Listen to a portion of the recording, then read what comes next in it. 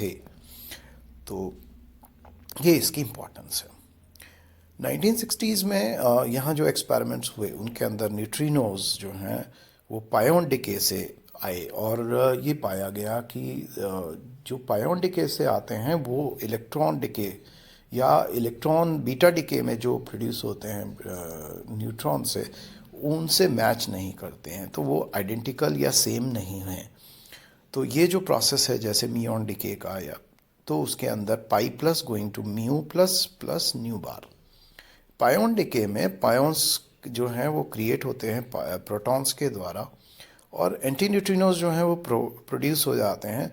तो जब भी प्रोड्यूस होंगे वो उन जब कोलाइड करेंगे किसी भी मैटर में, न्यूक्लियाई में, स्पार्स चैम्बर में, तो यदि उनका बीटा डिके जैसा ही अगर न्यूट्रिनो है तो ये प्रोसेस ऑब्जर्व होना चाहिए। P plus going plus nu bar going to N plus E minus E bar means E plus means it is the anti particle of this positron.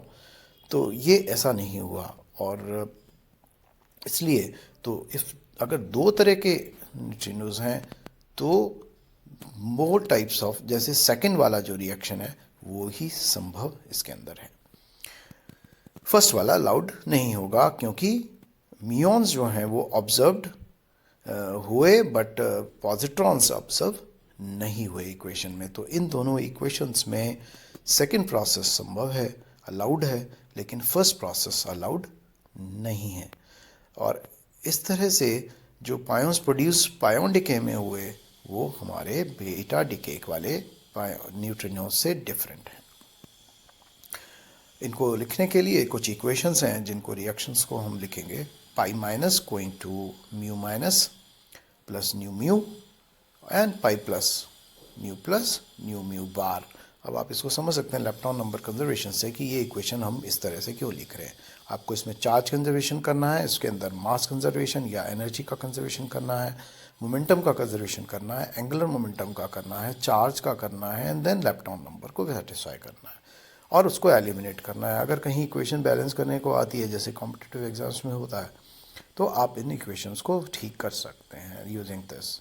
It carries lot of marks.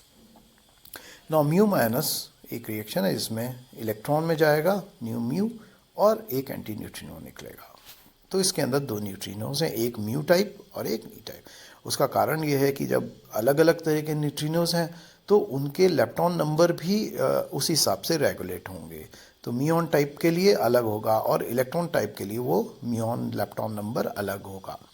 तो ये हमें थोड़ा सा देखना पड़ेगा कि balance हो जाए। जैसे इलेक्ट्रॉन का +1 है और anti neutrino of electron type अलग हो जाएगा तो -1 होकर 0 हो जाएगा। और इसी तरह यहाँ पे ये जब म्यू माइनस जाएगा तो न्यू म्यू जो है उसका भी जो लेप्टॉन नंबर है वो +1 है और उसका भी +1 है।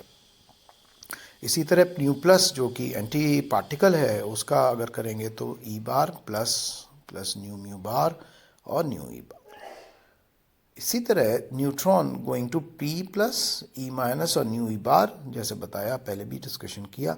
और इसके अंदर जो प्रोटॉन डिके होगा तो वो N plus and it will go as positron because it is the anti particle जिसका चार्ज प्लस है और न्यू ई बार। इसी तरह पी प्लस और nu E bar will go to N plus E bar plus and P plus plus nu mu will go to N plus mu plus.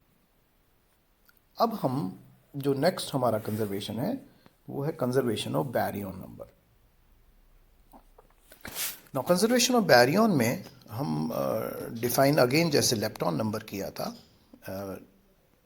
Baryon number define करेंगे इस तरह से कि B is equal to +1 for baryons, B -1 for antibaryons and B is equal to 0 for non-baryon particles। तो किसी भी process में the total baryon number must remain unchanged। इस तरह का जो वेरिफिकेशन है इन कंजर्वेशन को यूज़ करते हुए उसको हम यहाँ लिख सकते हैं P plus plus P bar minus going to. अब ये जो रिएक्शंस हैं इनके अंदर आप इनको बैरियन नंबर को सेटिस्फाई कर सकते हैं। 4 pi plus 4 pi minus and x pi 0 some number pi 0 but it hardly matters x क्या है। हमारे नंबर्स वेरीफाई होने चाहिए। तो आप इसके अंदर देख लें, लेप्टॉन नंबर, बेरियन नंबर और बाकी चार्ज कंजर्वेशन लॉज सब वेरीफाई होने चाहिए। इसी तरह दो प्रोटॉन्स की जो टक्कर होगी, collision P plus P plus, it will go as P plus plus P plus plus P plus and P bar minus.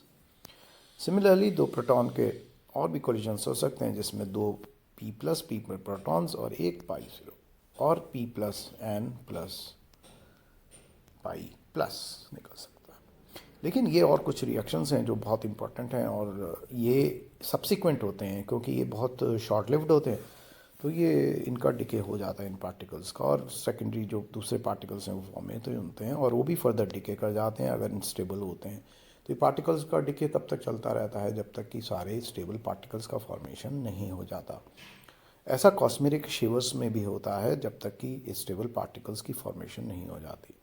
तो ये एक रिएक्शन है, P plus plus P bar minus going to Xi plus plus Xi minus, and Xi must decays हो जाएगा pi minus plus lambda zero पे, और Xi plus जो है वो डिके हो जाएगा pi plus plus lambda zero bar which is anti particle of lambda zero, और लेमडा ज़ीरो फिर further pi bar lambda zero bar decay to pi plus plus P bar minus. यहाँ ये जो पार्टिकल्स हैं ये stable particles हैं और smaller हैं, तो मीजॉन्स में भी ये फर्दर नहीं जाएंगे, तो they will just transform into one another. ऐसे न्यूक्लियॉन्स भी जो हैं फ्री फॉर्म में रहेंगे। ऐसे K माइनस और P प्लस जो है वो it will go to Xi minus K zero pi plus. अब K पाई प्लस सिंपल है, लेकिन K zero it can decay, unstable होता है, शॉर्ट लिव्ड होता है, तो पाई प्लस पाई माइनस जो कि स्टेबल फाइलिंग ऑब्टेन करेंगे। Xi माइनस जो है वो pi minus plus lambda zero में जाएगा और लेमडा ज़ीरो फिर फर्दर डिके होगा into pions and protons. So these are stable particle last में। तो जितना भी प्रोटॉन जो है वो क्योंकि लाइटेस्ट पार्टिकल है बेरियंस में, तो ये फर्दर डिके नहीं हो सकता जिसमें कि वो बेरियन में हो और बेरियन नंबर का कंजर्वेशन का वॉलेशन नहीं हो। तो प्रोटॉन इसलिए स्टेबल रहता है जब भी होता है, इज़ अ स्टेबल पार्टिकल। तो जिस दुनिया में हम रहते हैं वो ज़्यादातर हमारे कंजर्वेशन ऑफ लेप्टॉन और बेरियन से ही आती है। नेक्स्ट लेक्चर में कंजर्वेशन लॉस को फॉरवर्ड करते हुए हम इसको दूसरे कंजर्वेशन लॉस को भी करेंगे, जिसमें कि हमारे पास आइसोस्पिन है, स्ट्रेंजनेस है और हाइपर चार्ज है।